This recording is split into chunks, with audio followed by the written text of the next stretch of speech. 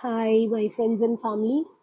Saturday morning Arun மார்னிங்கே துணியெல்லாம் மாடியில் காய வச்சுட்டு போயிட்டாங்க. மழை வர மாதிரி இருக்குன்னு நானும் தீவும் மேலே வந்து துணியெல்லாம் எடுக்கலான்னு வந்தோம்.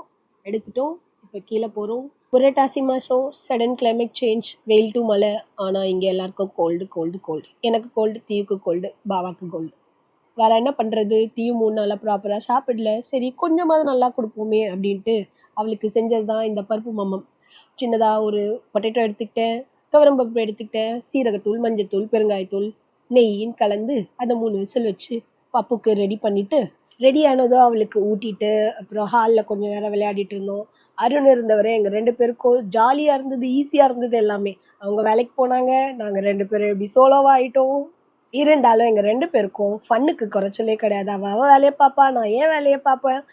வீடியோ பார்க்குற மாமிஸ் நீங்களும் இப்படி தான் பேபி கூட டைம் ஸ்பெண்ட் பண்ணுவீங்களா? கமெண்ட் பண்ணுங்கள்.